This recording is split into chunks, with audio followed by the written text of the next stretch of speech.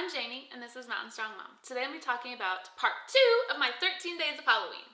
Now, starting out, day number 4, we did cards. Now, I love sending cards to loved ones. We're a military family, so we don't live near any of our family right now. So it's really nice to celebrate all the holidays with them through our cards. So I picked some up from like the Dollar Tree, 50 cents a piece. Can't beat it. It was fantastic. And they're really cute. And then I added my daughter's coloring pages that she did a few days ago. Now, it was really cool to just give a piece of her to all our loved ones of something she created. It was really cool. Now, when I picked the pages to color, I picked ones that had like little images instead of like a big picture. So it was easier to cut around and put in the card. Now, when we were done adding those elements, we did some feet prints. I did some white for ghosts and then some green for like Frankenstein. Now, it didn't quite work out how I had planned. I like taped over like the words that the card already had in it, so I didn't like cover up to where you couldn't read it. And then it was just a nice way to have her sign them. Now, the best way to do this is to set them on like the kitchen counter or the sink, and then like on the side, squish their foot into the paint and then onto the card. That's the best way that I've found. Trying to do it on the floor with her just doesn't end as well. So I would recommend taking them like to your height, so your working space is where you would naturally be rather than sitting on the ground.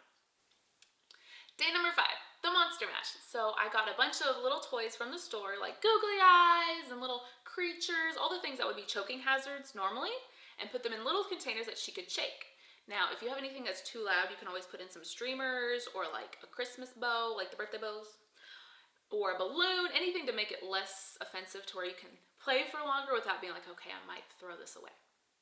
So we got some of those together, and then I played some YouTube soundtracks of villain Disney music from like all the different movies. It was really fun and much more exciting than some of the Toddler nursery rhymes for Halloween, which are great and like much more, you can get them to talk through it and like hum the beats.